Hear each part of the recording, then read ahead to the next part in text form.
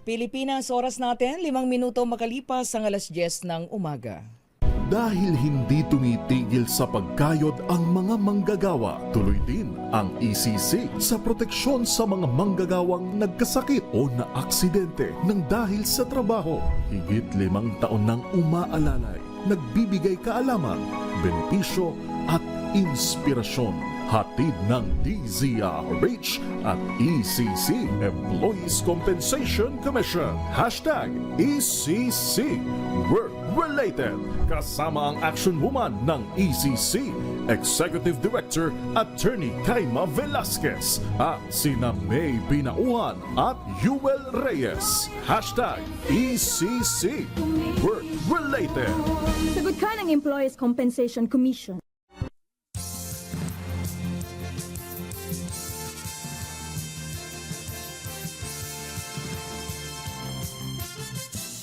Magandang morning. Nako naman, happy Wednesday na naman po tayo ngayong ika-13 na tayo sa buwan ng Agosto. August 13, 2025, muli po mga kaibigan. Luzon, Visayas, Mindanao, mga manggagawa, samahan niyo po kami sa isang oras na naman ng ating talakayan para po sa inyong mga benepisyo at serbisyong hatid pa rin po ng Employees Compensation Commission. Dito pa rin po tayo sa ating hashtag ECC Work Related. Muli po ako pa rin po inyong lingkod May Binauhan at syempre ngayong umagang ito ng Miyerkules kasama pa rin natin ang ating co-host. Ayan, ang maganda ngayong umaga. Executive Director pa rin po ng Employees Compensation Commission, ED Attorney Kaima Velasquez. ED Kai, good morning. Magandang Miss May. Magandang umaga sa iyo, Miss May. At magandang umaga sa ating mga listeners at viewers. Siyempre, lalong-lalo na sa ating mga ka-ECC. Yun po. Sabi, binati ko yung damit niya, naglagay ng Nag-coat tuloy ako kasi very colorful ako today. Si Miss May naman, may animal prints. Oo nga. Medyo. Anyway, eto na naman tayo, Idikay.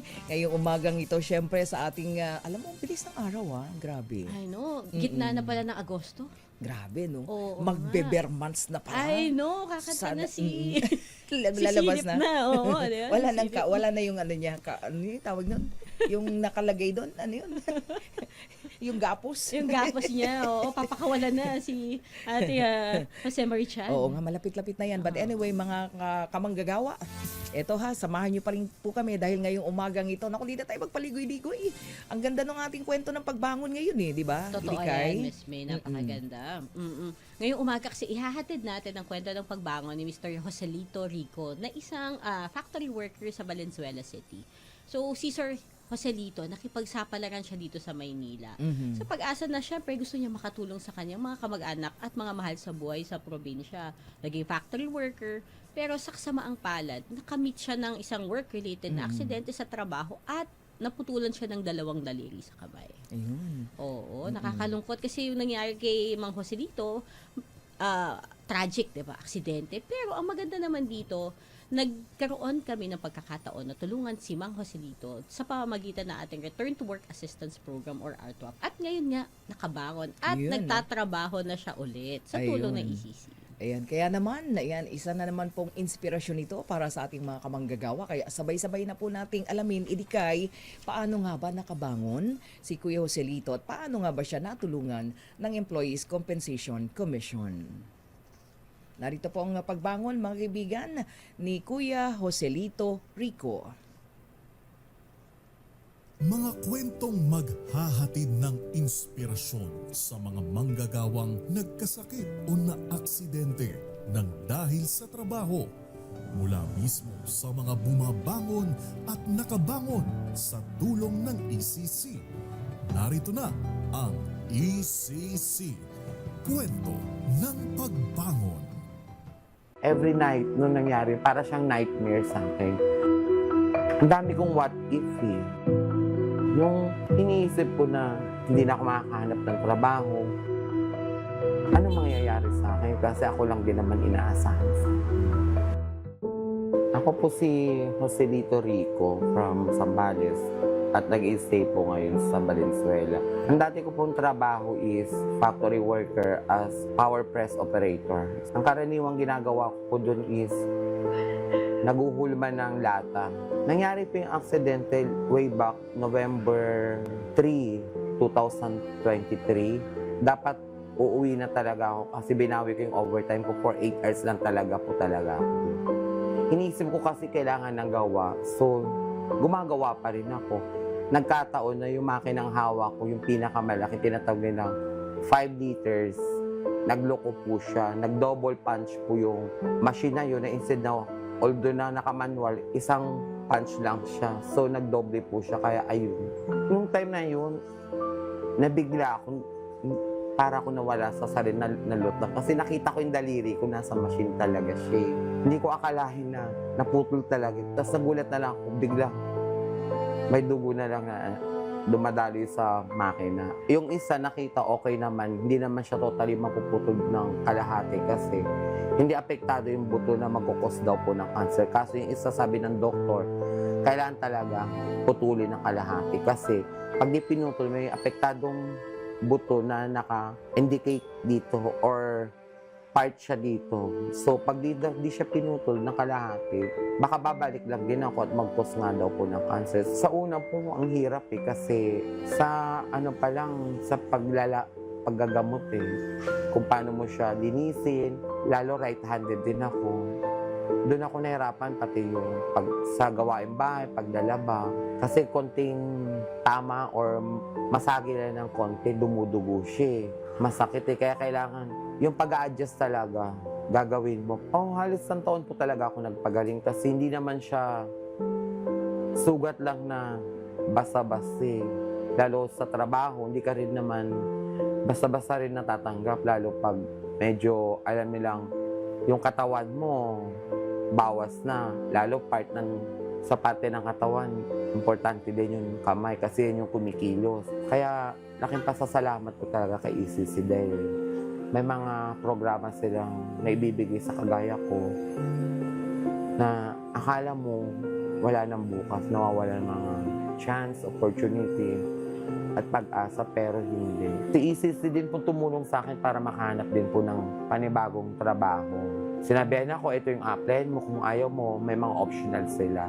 Ayun nga po, thankful kasi okay naman po yung naging flow nung binigay na opportunity sa akin.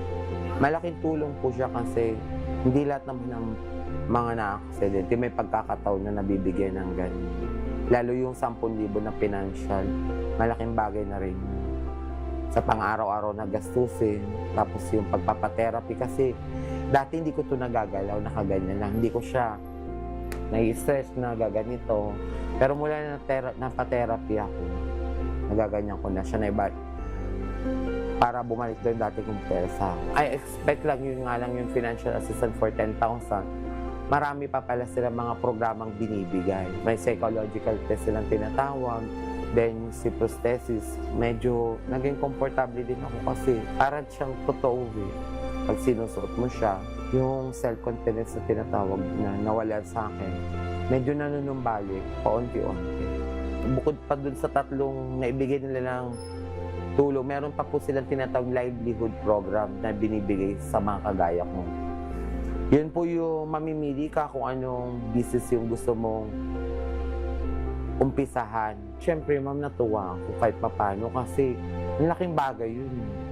Hindi mo nakakala, ang dami na naibigay niya tapos bibigyan ka pa ng ganong klaseng support or tulong. Kaya thankful po talaga ako na nakilala ko si Isis. Kaya maraming salamat ECC sa mga binigay niyo po sa akin na tulong. Hindi lang financial at kundi pati sa lahat po. Thank you po talaga Isis. Ako po si Joselito Rico na aksidente sa trabaho, naputulan ng 2 daliri. Nakabangon sa tulong ng ECC.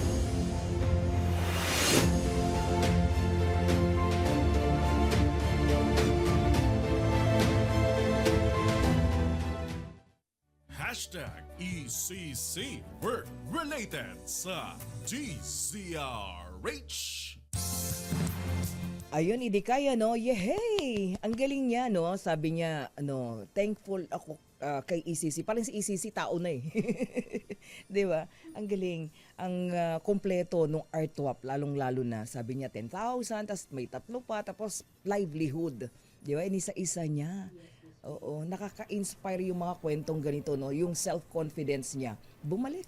Oo nga, Miss May. Pag inisip mo, sabihin mo, ano ba yung maliit na bagay? Dalawang maliit na daliri. Pero kasi alam mo yung kasabihan na ni kalingkingan ng daliri, hindi na natatouch, di ba? Pero ang laking bagay kasi noon, lalo na tama siya, right-handed siya, dominant hand niya yun. So, hindi mo nga Dalawa, naisip na paglalaba. Paano ka nga naman maglalaba? Paano ka mamalansya? Paano yung mga pang-araw-araw mong ginagawa? Malaking epekto ang nangyaring aksidente sa kanya. Hindi lang sa trabaho, pati sa pang-araw-araw. Oo, ang pinakamahalaga doon, Ididikay, dahil sa lahat ng tulong ng ECC, lahat ng suporta, alam mo yung sabihin lang niya na bumalik yung self-confidence ko. Oo, Napakahalaga nun. Oo. Kasi nagkaroon pa rin pala siya ng psychological Counseling, yes, Miss Counseling, May. ano Kasama galing. yan sa holistic approach ng ECC sa pagtulong sa mga manggagawa na aksidente sa trabaho. Kasi nga, akala natin maliit na bagay, pero malaking epekto sa isang tao yung maliit na parte ng katawan. Tama. Kaya nga hindi lang sa simula hanggang sa huli nakasuporta si ECC, kaya parang, di ba, sabi,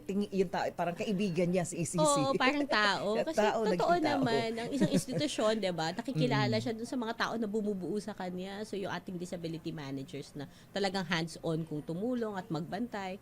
Pati pag-apply ng trabaho, kung gusto mong makabalik sa trabaho, kami po Yes. ang tutulong sa inyo at ibabalita nga yan mamaya, Miss May. Ayun. Alam mo, Miss May, ito yung gusto kong i-highlight doon sa pangyayari kay Sir Kuya Joselito. Joselito Oo. Rico. Yung yung fact na, 'di ba? Akala mo naputulan ka ng kaperasong parte ng daliri. Tapos nawalan pala siya ng pwersa. So hindi niya na-utilize yung buong Oo, kamay. hindi niya magalaw. Oo, yung importansya ng therapy, yung physical therapy. Ba't ite-therapy pa yan? Kakaunti lang naman yung natanggal. Parang ganon. Hindi naman Kalahati. importante, di ba? Parang ganon. Pero malaking bagay na sa lahat ng aksidente, kahit visible man or hindi, nagkakaroon ng physical therapy or occupational therapy. Para ma-address yun nga, bumalik yung puwersa niya, magamit niya ulit kahit na nabawasan yung parte ng daliri, ma-utilize niya pa rin yung natirang bahagi kasi hindi pwede na papabayaan na lang natin na hindi niya ginagamit yung kamay niya. Oo. Napakahalaga. Actually, nag-worry nga siya, di ba? Para tamaan yung buto. Kasi baka maging cancerous, di ba? Oo, kasi Yun ang parang, unang worry niya. tapos na-surgery naman siya. At yun nga, yung prosthesis niya nakita mo, Miss May, sa mga Yes. nanonood. Parang nga daw, di ba? Parang kamay lang. Oo, parang daliri totoo. lang. Pag nakita mo, hindi mo din mahahalata unless pakatitigan mo talaga. Oo, unless inaano kasi yun sa kulay ng skin, di ba? Totoo yan. So, kaya medyo Sinuswak. Oo, pricey at talaga, made to order para po sa mga manggagawa talaga na kailangan ng prosthesis. Yan po ay Ayun. ginagawa pa. Total, napapag-usapan na natin, Idika, yung pagbabalik trabaho, no? Ng mga manggagawa pong katulad ni Kuya Joselito Rico, na aksidente, no? Na dahil sa trabaho, nung pinag-uusapan niya, kinuwento niya talaga kung paano nawala, no? Kanya, dalawang Nakita niya yung daliri niya sa nandun. machine. Oo. Tapos puro dugo na.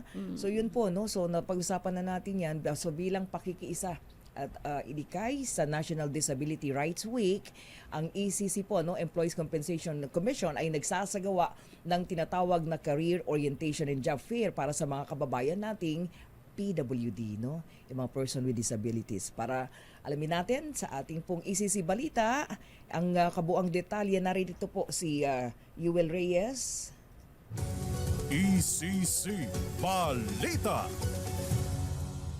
Bilang pakikisa sa 2025 National Disability Rights Week, nagsagawa ang Employees Compensation Commission o ECC ng mga aktibidad para isulong ang kapakanan at pagbibigay ng oportunidad sa mga kababayan nating may kapansanan. Tampok dito ang career orientation at job fair noong August 5 sa Ichikawa Hall ng Occupational Safety and Health Center sa Quezon City na dinaluhan ng nasa 30 PWDs at PWRDs. Kabilang naman sa mga nakiisang kumpanya ay ang BPI, Revisco, Multireach at SPI Corporation. Bukod sa job fair, nag-organisa rin ng ECC ng Mental Health Talk na sinundan naman ng interactive discussion kasama si Dr. Maynard Christopher Mari ng Work Contingency Prevention and Rehabilitation Division ng ECC. Dito nabigyang diin ang papel ng pamilya sa recovery at reintegration ng PWRDs habang sumailalim din sila sa career guidance and coaching bilang paghahanda sa muling pagbabalik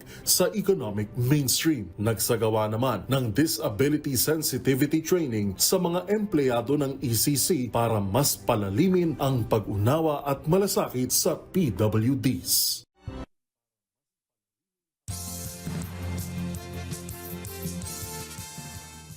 Maraming salamat, Yuel. Yan, siyempre, Idikay, bago natin makalimutan, ito na, bigay muna natin yung pinakahintay ng ating mga listener. Oo nga, Miss May. Pero bago ko i-share ang easy question na pinakahintay na ating mga listeners, gusto ko lang ibalita yung update from that job fair na nangyari last week. Ay, Meron na opo, po opo. tayong na-hire doon sa isa sa mga applicants na pumunta doon sa job fair.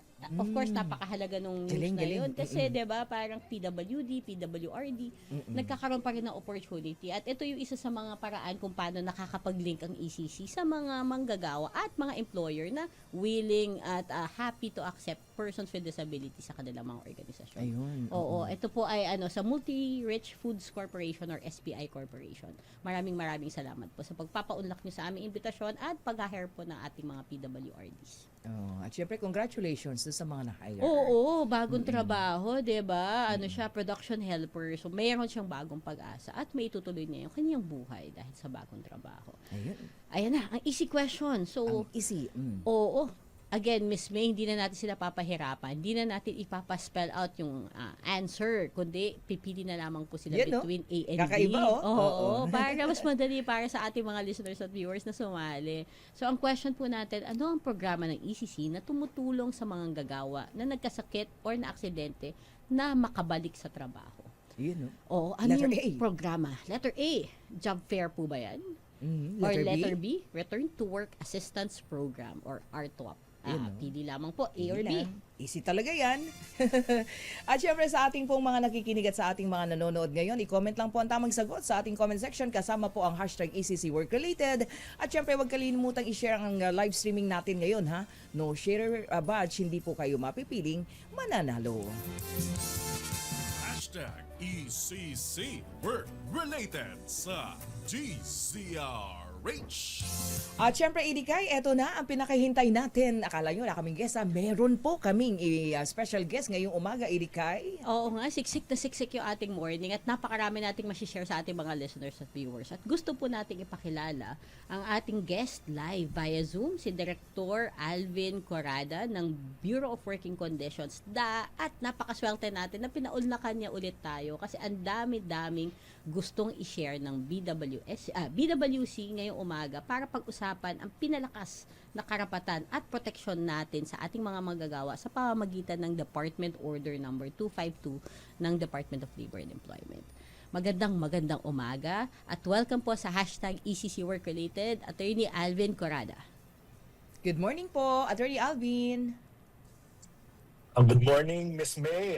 Good morning, Idikay. And salamat for accommodating dito sa inyong program. We hope na we should be able to deliver yung ating mga messaging on occupational safety and health para maipatupad yung layunin ng Department of Labor and Employment na lahat ng mga manggagawa ay safe and healthy sa kanilang mga sariling trabaho.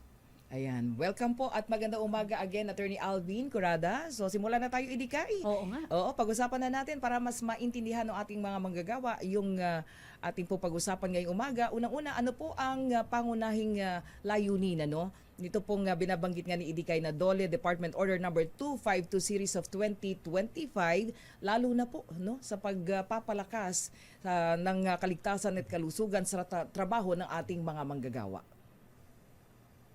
Yes, Miss May. Gusto ko lang ikwento bago ko sagutin yung layunin na alam naman ni Idikay ito, 3 taon na ginawa namin itong Department Order 252. Kasama namin si Idikay, si Idi Jomar ng Occupational Safety and Health Center para mabuo itong bagong Occupational Safety and Health Framework ng Pilipinas. Itong ating Occupational Safety and Health Framework ay hindi naman bago. Noong 2018, meron tayong Republic Act 11058. But in the course of the implementation ng kanyang previous implementing rules and regulation, nagkaroon tayo ng pandemic, nagkaroon tayo ng pagbabago ng work and employment arrangement. Kaya kailangan talagang mag-adjust ng ating Occupational Safety and Health Framework.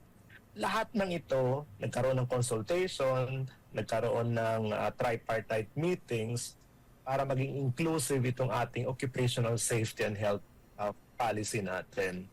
Lahat ng ito, ang layunin ng department, palaging sinasabi namin ng DOLE, ni Secretary Lalaguesma, na dapat lahat ng mga manggagawa, pagpasok nila sa trabaho, ligtas sila makakarating sa kanilang trabaho, at sa loob ng kanilang sariling trabaho, hindi sila nagkakasakit, hindi sila na-aksidente, at the end of the day, makakauwi sila, makakapiling nila yung kanilang pamilya ng masaya.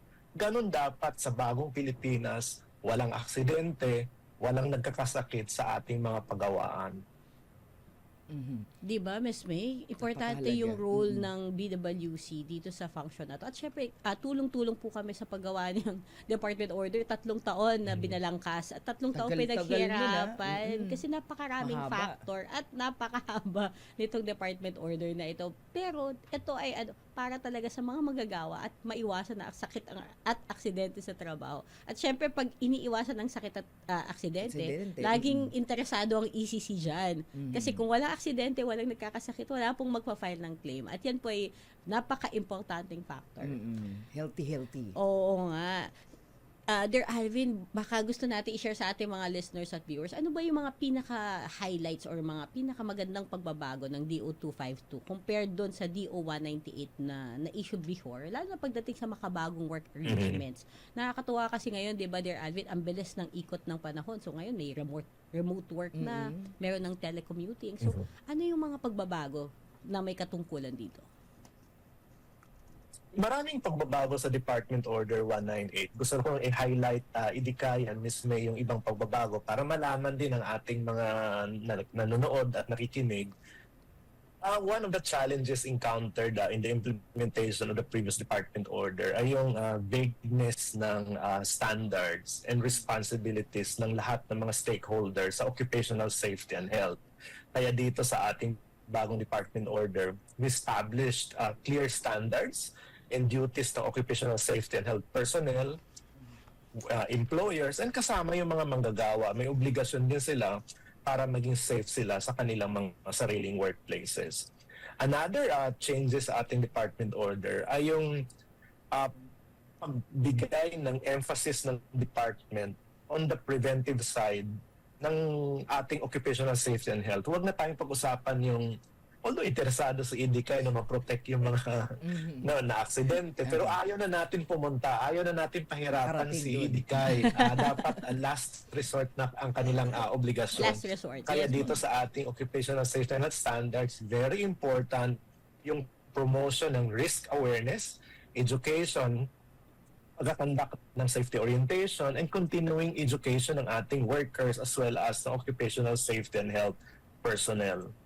And then parallel doon sa risk awareness, minamandato din ng ating bagong department order na mag-establish ang lahat ng ating mga workplaces ng preventive infrastructure. Hindi lang preventive practices, but dapat kabuuan na. Kaya sinasabi natin preventive infrastructure, mekanismo, human resources, at may kaukulang budget for the implementation ng occupational safety and health program. The other component ng department order which we also clarified and strengthened ay yung paano dapat ini-empower natin yung mga manggagawa na mag-report na may risk sa kanilang pagawaan at hindi sila natatakot na baka pwede silang tanggalin, balikan sila ng mga employers. So naka-built-in na dito.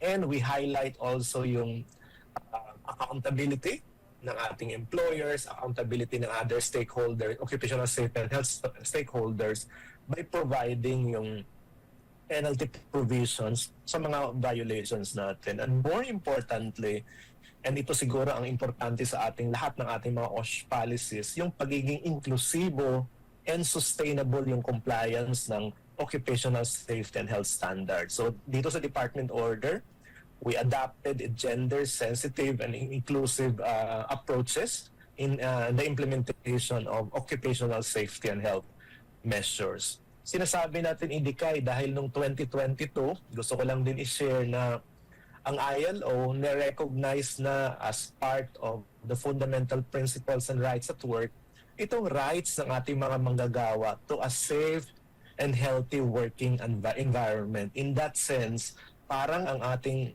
karapatan sa isang safe and healthy workplaces ay ka-level na ng isa sa mga human rights natin. Hindi pinag-uusapan dito yung protection, karapatan natin bilang tao, karapatan natin bilang manggagawa ang magkaroon ng safe and healthy working environment.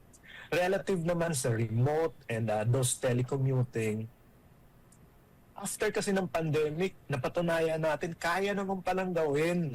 Marami tayong nag-shift. Kahit tayo sa gobyerno, IDCAI, sa DOLE, marami tayong remote work, Marami. remote meetings. Pero paano naman yung mga manggagawa? Ay, hayaan na lang ba natin sila nag-remote work? So under the department order, minamandate natin yung safety officer na kumustahin ninyo yung mga manggagawa na naka-telecommuting o naka-work from home or naka-alternative work arrangement. Maayos ba yung kanilang kalagayan? Hindi pa sila na-expose sa init? Maayos ba yung kanilang upuan? Gaano sila katagal sa trabaho? Minsan kasi yung naka-telecommuting, meron silang nararamdaman ng sense of isolation. Kaya nandyan yung ating psychosocial interventions as part of the functions ng ating safety officers. Oo, pati mental health kailangan chine-check mo na rin. At syempre yun na nga, hindi porket wala siya sa pagawan, wala siya sa opisina, nasa bahay siya, wala nang pakialam yung safety officers kasi responsibilidad niya pa rin dahil ang lugar ng paggawa ay hindi limited na ngayon sa opisina or pabrika. Ngayon, ang lugar ng paggawa pati sa bahay, or outside ng ng typical na work arrangements natin, 'di At ba? yung Miss exposure May? sa bahay, di mo alam, di ba? Oo, kaya dapat Paano talaga nagtatrabaho? kamustahin, bisitahin, or alamin ng mga safety officers at responsibilidad pa rin nila itong i-check yung kalagayan ng kanilang mga workers from home. Oo. Pero alam mo, Miss May, natuwa ako doon sa shinare ni Dear Alvin na hindi na lang workers' rights yung 'di ba, yung safety mo at yung kaligtasan mo sa trabaho. Kundi basic human right na siya kasi again, 'di ba, sa buong buhay ng isang tao, 8 hours in a day, 1/3 of your life spent Nasa trabaho. working. Oo, yung 1/3 doon natutulog, yung 1/3 doon sa bahay. Parang ang laking factor ng work. So, hindi na lang siya worker right, kundi human right na siya. At ina-adapt natin itong advice ng ILO. At napakahalaga nun na maging isang human right na yung kapakanan Oo. ng ating mga manggagawa, IDCAI. Yes, Miss Oo, May. yun ay lagi pinaglalaban noong unang panahon, pero at least ngayon, di ba? Nagkakaroon na tayo ng evolution sa world of work. Nag-evolve na. Anyway, so doon po sa sa desisyon na yan, paano po dinidesisyonan na maisama doon sa saklaw or tawag nito, nasa sakop ng bagong patakaran yung mga nagtatrabaho sa bahay. Actually, ito pinag-usapan na mga GOCC, lalong-lalo na yung pong mga kumpanya na tinatawag nating may kontrata at yung subcontract. May kaibahan po ba yun? Dito po sa department order, pinapahalagahan natin yung mga workplaces, ay yung mga residences na converted into workplaces. Minsan kasi sila ay nasa bahay-bahay nagtatrabaho, hindi sila nakikita, meaning invisible sila, kaya wala din silang protection. Hindi porket sa bahay ka na wala kang personal protective equipment. Kaya dito sa department order, very specific yung provision, ano dapat ang protection ng mga manggagawa na nasa bahay sila nagtatrabaho, sa kanilang sariling bahay o sa bahay ng kanilang mga employer, doon sila nagtatrabaho. Sa government-owned and controlled corporation naman, dalawang klase kasi ito, Ms. May, IDCAI, yung GOCC natin. Meron yung created by law with charter. Sila ay covered ng Civil Service Commission. But ang Department of Labor and Employment may jurisdiction sa others class of GOCC. Ito sinasabing without original charter created under the corporation code. Mga examples dito, yung Clark Development Corporation, John Hay Management Corporation, National Development Corporation, and so many other companies. Sa Department Order, klinaro natin na ang Department Order 252 applies to them dahil maraming kaso sa Supreme Court, ang Supreme Court umaakyat dahil hindi klaro ano ang legal and policy framework that would apply to government-owned and controlled corporation na walang original charter. So this time, klinaro natin. And one of the workers na we are also trying to protect ay yung workers under contracting arrangement. Kasi sila ay, ang kanilang employer ay yung contractor na probably nasa Quezon City, sila ay pinapadala papuntang Alabang at doon sila nagtatrabaho. So malayo yung kanilang employer, yung kanilang pinagtatrabaho principal, hindi rin sila manggagawa doon. So dito klinaro din sa department order na ikaw as principal, isama mong tingnan yung kapakanan ng inyong mga engage sa mga contractors, workers, kahit na hindi sila mga empleyado. And in case sila ay nagkakasakit na aksidente, dapat mabilis mong i-report sa Department of Labor and Employment para makagawa ng action ng Department of Labor in terms of investigation at mailink sila sa SSS, kila IDICAI for protection, for assistance and further livelihood opportunities. Oo. Miss May, ang dami bago, 'di ba, na na-implement dahil sa bagong DO na to. So una, yun nga yung mga nagtatrabaho sa bahay. Naalala ko, Miss May, nung pandemic, 'di ba, ang daming na-create na home-based na businesses, 'di ba? Tama. Yung nagbe-bake, nagluluto, manufacture ng mga giveaways, gumagawa Yes. ng minsan pag umuunlad na sila, nakakapag-hire na sila ng mga manggagawa, lumalakas yung negosyo, hindi na supervise kasi nasa bahay yung Bahay, trabaho. So hindi Tama. sila na monitor. So na-cover na sila ng DO na to. Tapos tama yung mga GOCCs na kakaiba yung kanilang nature. Ibig sabihin ngayon, klaro na kung saan ka magsusunod ng mga guidelines ang kailangan mong sundin. At syempre, yun na nga yung mga subcontractor, yung security agency mo sa Yes. Makati. Oo. Yung agency, yung kumpanya kung saan ka nagtatrabaho, malayo. So, pagka na-aksidente ka ba, dadaling ka pa dun sa head office mo bago ka mabigyan ng paunang lunas.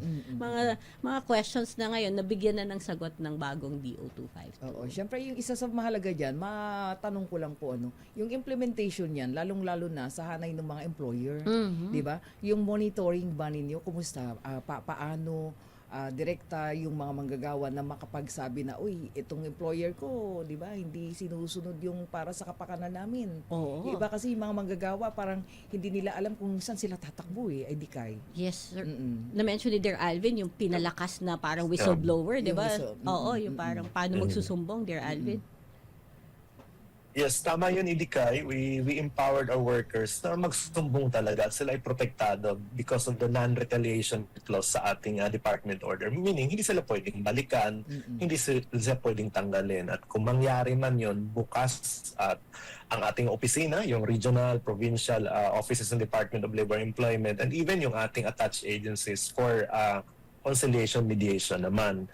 And lahat ng itong mga pagpunta sa DOLE, pagpapahayag ng information, susumbong sa amin kung may mga discrimination, may mga harassment na nangyari sa kanila because they reported imminent danger. We treat them naman as confidential information so that sila ay protektado rin. And to further expand yung opportunities ng ating mga workers na maipahayag sa DOLE, maipating sa DOLE yung kalagayan nila sa kanilang mga workplaces, yung ating chatbot, yung DOL chatbot na naka-launch sa website ng Department of Labor and Employment tsaka sa Facebook account ng DOLE, meron po doon notification and reporting mechanism para confidentially makapagsumbong po kayo sa Department of Labor and Employment. And this is on top yung ating regular inspection ng ating enterprises to ensure na lahat sila ay sumusunod sa bago nating occupational safety and health regulations. Ayun, kaya ko napapa-emphasize po yan, IDICAI, sir, kasi ganito merong mga manggagawa na inuutusan sila ng kanilang employer na magdala ng pera sa bangko ng malaking halaga, yung personal Delikado, na nakalagay lang sa backpack, may mga ganyan nagsusumbong kasi. So, di ba parang tama ba yun? Nagtatanong sila, paano ba yun maitatama na hindi kami pag-iinitan ng employer namin? Yung ganun. Yung ganun, sir. Iba-iba Diba? talaga yung perils Oo. ng trabaho, no? Oo, Kaya, pag naisip mo. anyway, sabi natin, sige, magtanong ka sa ECC kasi masasagot nila. Paano nga po ba yung pagka ganun? Kasi security na yun, nung minsan yata, may nangyari na hold up yung bus. Oo. Buti na lang, yung manggagawa, Matalino, ano? matalino yung backpack na ilagay doon sa ilalim ng upuan. Hindi nakuha, Hindi oo. nakuha. O di po ba? So, yun na sabi niya, syempre kailangan mag-undergo siya ng, anong tawag nito? Debriefing dun sa takot na, Oo, sa dun nervyos sa trauma. na inabot Oo, niya. di ba may mga ganun? Opo. Yung po namang pagdadala ng malalaking pera ay associated po with specific occupation within the establishment. So, dapat po malinaw yung kontrata ninyo, kung ano talaga ang trabaho ninyo, at kung Sakon magdadala man lang. ng pera, dapat malinaw din ano ang protection ng mga workers na nagdadala ng pera. In the absence of those protection, yung ating mga worker naman can always complain sa ating safety officer na, hey, I'm carrying this much pero wala akong protection baka ma-endanger naman yung aking buhay. In that sense, nakapaloob din sa ating department order na pwedeng mag-refuse yung ating mga manggagawa na sa mga trabaho na sa tingin nila delikado sa kanilang buhay, hindi naaayon sa kontrata at walang proteksyon na binibigay ang kanilang employer. Tama yun, Miss May. So may karapatan sila mag-refuse. At ako nandun ako sa sitwasyon na yun, syempre napakagaling niya na itago niya yung bag. Pero po kung hino-hold up kayo at kayo natathreaten na yun yung buhay, bigay nyo na po kasi hindi nyo po responsibilidad mamatay para sa halaga ng pera. Mas mahalaga po ang buhay ninyo kaysa po dun sa pera na dinadala niyo Ayun, para at sa least inyo. kaya ko na nabanggit, ang sabi daw ng employer, buti naman hindi na ko yung pera. Kasi ikaw magsusoli niyan sa akin, parang gano'n, di ba? Mali naman po yun kung Diba? talagang, Mali talaga. kung na-hold up talaga, Oo, may naalala police report, ko, may proof. nagpunta dito at nagsumbong yun. Kawawa Actually, 2 naman. years ago yata yun. Wala ko Ayan. naalala. So, yung na-mention mo, subcon. Miss May, yung, di ba, kailangan niya ng debriefing, syempre. Oo. So, alam ko sa DO na to, Dear Alvin, meron tayong tinatawag na psychosocial hazards. At Ayun. ano naman yung responsibility ng mga employer para i-address ito sa kanilang mga manggagawa? Yeah, tama ka, Idikay. Isa din bago dito sa ating department order ay yung recognition ng psychosocial hazards. So marami ngayon yung issue ng pinag-uusapan yung right to disconnect dahil expose sila sa stress. Minsan hindi rin visible o wala rin nagreklamo gaano, pero maraming bullying, harassment, and discrimination na nangyari sa ating mga workplaces. Marami din tayong mga natatanggap na reklamo ng kawalan ng work-life balance. And dahil nga iba na yung work and employment arrangement ngayon, hindi na talaga regular employment, nandiyan na rin yung stress on job insecurity na pwede sila matanggal anytime, lalo na kung project lang yung kanilang trabaho.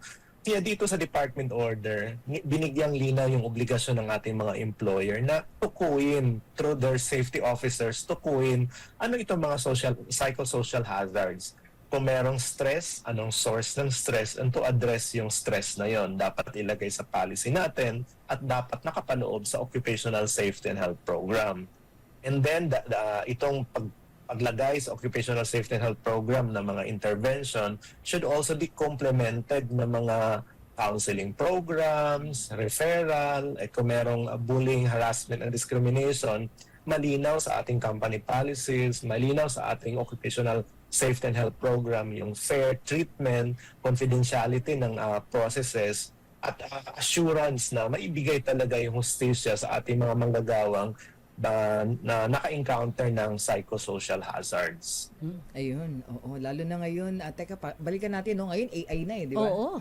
Panahon na tayo ng AI. Paano ba binago ng DO252 po, ang rules and standards para sa tinatawag na ergonomics? Maraming pagbabago yan. Maraming pagbabago sa ergonomics kasi yung ergonomics napakalawak nito Hindi lang ito. Minsan kasi yung ergonomics ang pinag-uusapan ng ay upuan. Upuan, But laging actually, ganun. it's not about Oo. upuan. It's about the interaction ng equipment, environment, at yung tao nagtatrabaho na dapat in the course ng pagtatrabaho, ligtas siya nakapag-deliver ng kanyang trabaho at kung siya may gumagamit ng AI, kung saan man sa naka-work from home man o sa kanyang workplace, dapat tiyakin na hindi siya magkaroon ng injury in the course of working. So maayos yung kanilang upuan, maayos yung equipment, tama yung kanilang working environment para ma-assure sila ng na tama yung ergonomics nila sa kanilang mga workplaces. Tama si Dear Alvin Kasi po sinabing ergonomic, lagi lang natin inisip, palitan yung upuan ng worker.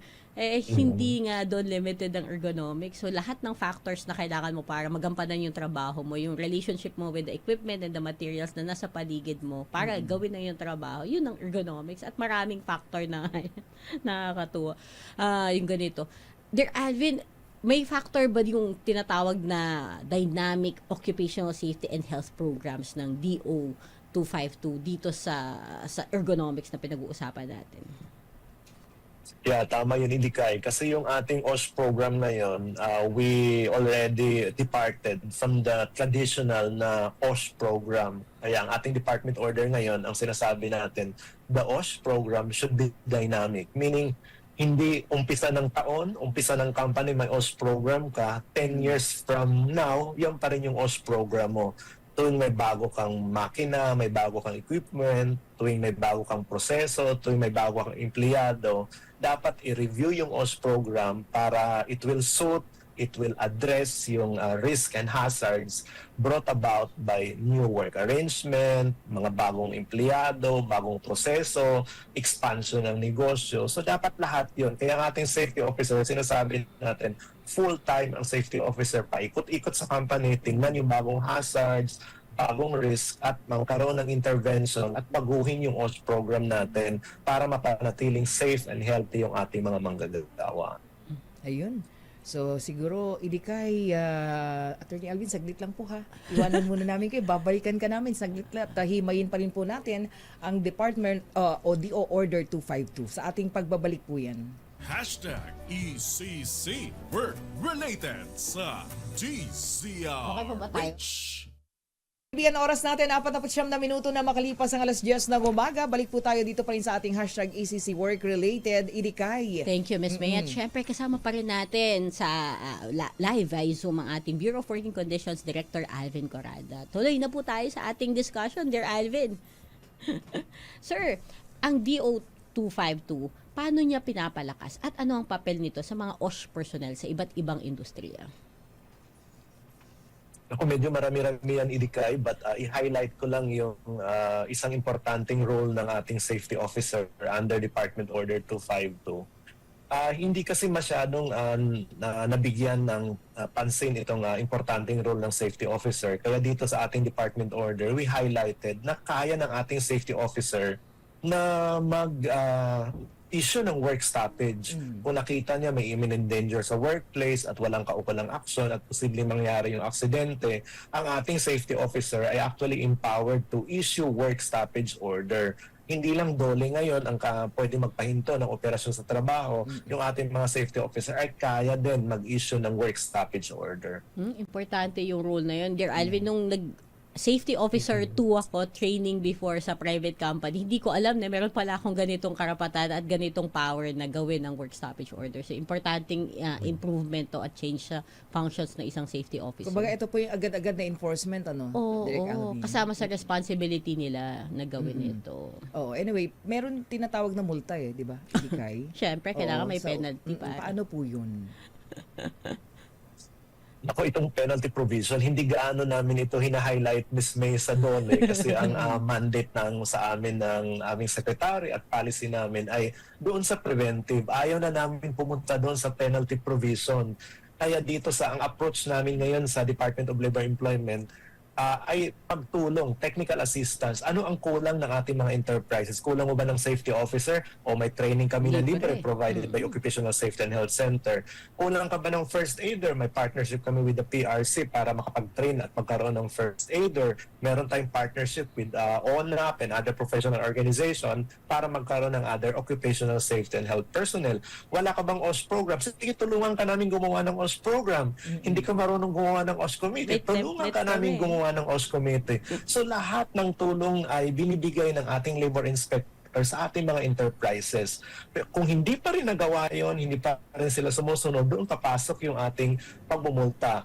Under sa ating department order, meron tayong ranges hanggang up to 100,000 daily kung hindi pa rin na-correct yung ating mga violation. But again, sinasabi ni Secretary, wag na nating intayin na umabot sa pagbabayad ng penalty. Mag-comply na tayo because nakahanda naman ng DOLE na tumulong, pumunta lang kayo sa aming regional provincial offices at may mga labor inspector kami na tutulong para makapag-comply kayo ng occupational safety and health standards. I think Idikay, yun palang pinalakas na ng ng DO 252 yung karapatan. Diba? Yung proteksyon ng mga manggagawa. I know. Lalo na dun sa hazard reporting na tinatawag. Oo, yung kanina na-mention natin na whistleblowing, ipaprotect ka nila para hindi nila pwedeng secret, pwedeng anonymous yung reporting mo, or pwede din sabihin mo na huwag niyo pong sabihin kung sino po ako para hindi magkaroon ng retaliation. Bukod pa sa bawal ka talagang gantihan ng employer mo. Alam mo, Dear Alvin, yung sinasabi mo kanina na tungkol sa pag-report ng mga aksidente or pag-report ng imminent danger, napaka-importante na na-share natin sa ating mga listeners at viewers kasi nagkakaroon sila ng feeling ng empowerment, 'di ba, Miss May? Oo. So, ito yung way na pinalakas ng DO 252, yung karapatan at proteksyon ng mga manggagawa. Ayun. So, pag-usapan natin ito, maganda, mga incentives sa tayo ibigay. Incentives Oo, talaga. Yung tulong na ibinibigay. Ayan. Alam mo, Dear Alvin, isa pa dun sa gusto ko na sana itanong, yung pagka may imminent danger, halimbawa yung safety officer, paano ba to parang pinapatupad ng isang safety officer? Nag-i-issue lang ba siya ng order? Pwede niya nang sabihin talaga na no work na muna, stop muna hanggang ma-address tong issue natin? Tama yung Idikay, ganun ka-empowered. Parang merong delegated authority ang ating secretary sa ating mga safety officer. Hindi talaga delegated, but the law provides na kaya ng safety officer mag-issue ng work stoppage order, papahinto na yung trabaho.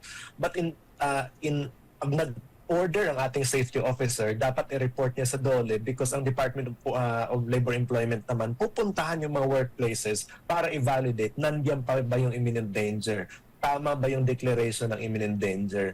Medyo hindi kasi may mga cost associated din itong business cost din itong work stoppage order eh. Kasi once work stoppage order is issued, tuloy-tuloy na nagtatrabaho yung ating mga manggagawa. Tuloy-tuloy yung sweldo, kahit hindi sila nagtatrabaho. Kaya dapat mabilis din ang DOLE to validate at kung wala na yung imminent danger, ili-lift din yung work stoppage order para yung economic activities within the company will also continue.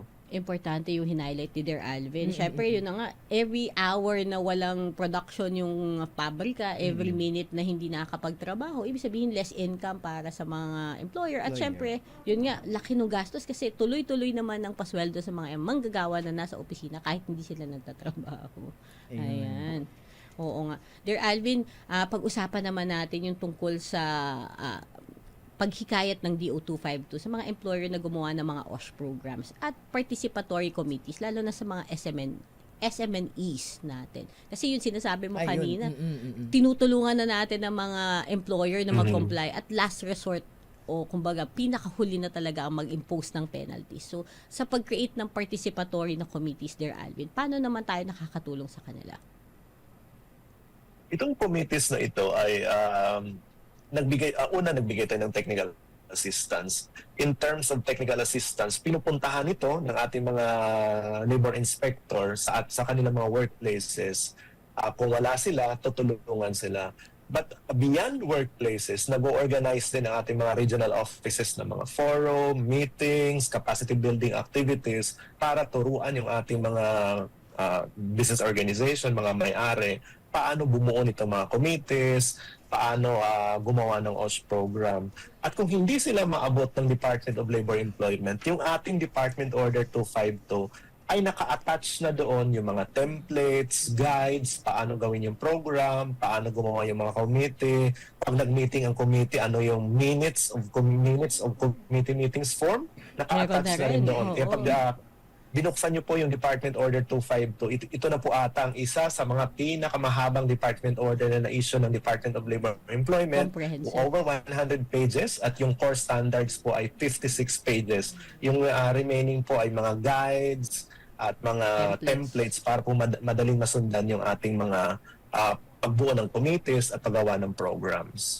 Napaka-helpful nung DO. Usually pag DO, iniisip mo, utos lang ng utos sa Department of Labor and Employment na marami siyang ini-enforce na bagong guidelines. Pero bukod dito, more than half pala nung DO na inisyo natin, helpful, kumbaga makakatulong para sa mga employer, makakomply dito sa mga standards na ini-impose niya. So parang ano na to, spoon feeding. At bibigay na namin lahat. Mag-comply lang kayo, parang awa na yun. Ayun. Pero, Dear Alvin, na-mention natin yung lahat ng mga paraan ng Department of Labor and Employment. Yung guidelines nga ni Sec Benny para sa ating mga employer. Alam ko din na bukod sa pagtulong sa kanila mag-comply, nagbibigay din tayo ng mga incentives. Yun, yung mga incentives. Oo, doon sa mga compliant at sumusunod na kumpanya. Kasi meron talagang mga masunurin at mga compliant talaga sa safety and health standards. Ano po yung binibigay natin sa kanila? Meron po ba tayong like livelihood support or mga awards para sa kanila?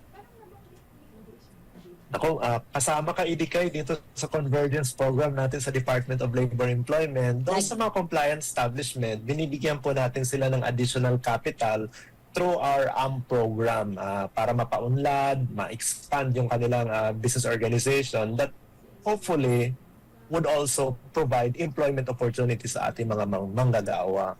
Meron tayong binibigyan din sa ating DILP program. Ito naman ay livelihood program, but ito ay tinutulong natin sa ating micro-establishment kung kailangan pa nila ng additional capital in terms of raw materials, equipment, binibigay din natin ito sa kanila. Kasi in the end, itong AMP and DILP, ang ating purpose of providing incentive for compliant establishment, ay hindi lang to incentivize compliance, but ang hope natin ay magamit nila yung additional capital para mag-expand yung kanilang negosyo, compliant na negosyo, at makaprovide sila ng kanilang additional income opportunities and employment opportunities. At sa lahat ng mga compliant establishment, nagbibigay tayo ng award. Ito yung Gawad Kaligtasan at Kalusugan, GKK. Ito ay ini-implement ng Occupational Safety and Health Center. Naka-embed din yung Occupational Safety and Health Compliance sa ating Productivity Olympics, as well as yung Search for Outstanding Labor Management Cooperation. So medyo marami-rami ito. Baka ibahagi namin idikay sa susunod ninyong programa yung mga mechanics nito and how occupational safety and health concerns are integrated dito sa iba-ibang award-giving bodies ng Department of Labor and Employment to encourage compliance of micro, small, medium enterprises and large enterprises. Oo nga, Miss May. Kasi yung actually yung GKK, ang dami nagpa-participate dito. It happens every year. Annual, ano? Biannual, every other year, oo. Nangyayari siya every other manggagawa at nakakatulong ito para palaguin pa yung ating mga negosyo. Ayan. Ayun. Oo. Idikay, mahaba-habang sana mag-part 2 tayo. Ay, lagi Oo. nating suki si Director Alvin. Kasi laging pag siya yung nagsasabi, ang dami nating natututunan, Miss Yes, May, oo. di ba? Dear Alvin, isang maikling mensahe na lamang po sa ating mga ka-ECC, lalong-lalo na po sa mga manggagawa na pinagsisilbihan ng BWC. Gusto ko lang i-echo, Idika, yung sinasabi ni Secretary Laguesma na ang occupational safety and health ay non-negotiable. Non-negotiable. Tayo ay tulong-tulong, shared responsibility natin lahat na maprotektahan yung ating mga manggagawa. At yung mga manggagawa naman natin, may obligasyon na sumunod sa mga patakarang paggawa, lalo na sa occupational safety and health, para at the end of the day, papasok, magtrabaho, at babalik sila sa kanilang pamilya ng safe at healthy at makakapiling nila ng pamilya nila ng masaya at the end of the day. Sabihin ko ulit, ang sinasabi ni Secretary Laguesma sa Bagong Pilipinas, dapat walang aksidente, ligtas yung ating mga manggagawa sa lahat ng kanilang paggawaan. 100%. Salamat, Idikay, Miss May. Thank you very much. Oo. Ayun, maraming salamat po. Mag-part 2 tayo dito. Yes, Dami Miss nating May. natutunan. Thank you so much po. Ang ating Bureau of Working Conditions Director, Attorney Alvin Curada. Thank you, dear Alvin. Hashtag ECC Work Related sa DZRH. Yung ating mga winners na idikay sa ating easy question, syempre easy answer muna. Oo nga. Siyempre, ang easy answer natin, letter B po, Return to Work Assistance Program or RTOAP. At siyempre, meron na po tayong tatlong winners. ating winners. Of course, si Mr. Romel Cayabiab, Miss Esther Zambrana, at Mr. Marvin Miranda. Congratulations sa ating mga winner. Hintayin lamang po ninyo ang message ng aming executive producer, Miss Peach Gonzalez, para po sa inyong mga premyo. Idikay, wala na tayong oras. Oo nga. Yan na Time po. flies when you're having fun. Yes, ito na kabuuan po na susunod na linggo. Magkita-kita ulit tayo magkarinigan sa ating pong Employees Compensation Commission sa ating hashtag ECC Work Related. Idikay? Thank you, Miss May. At syempre, ako po ang inyong action woman, Atty. Kayma Velasquez. At kami po sa ECC ay naniniwala na ang pag-aalaga sa manggagawang Pilipino ay pag-aalaga rin sa ating bayan. Ako pa rin po inyong lingkod, May Binauhan. Hanggang sa susunod na Miyerkules, dito pa rin sa ating Hashtag ECC Work Related. Hanggang sa susunod na Miyerkules, alas 10 ulit ng umaga, hatid sa mga manggagawang nagkasakit o naaksidente ng dahil sa trabaho ng DZRH at ECC Employees Compensation Commission. Hashtag ECC Work Related. Kasama muli ang action woman ng ECC, Executive Director Attorney Kayma Velasquez at sina May Binauhan at Yuel Reyes. Hashtag ECC Work Related. Sagot ka ng Employees Compensation Commission.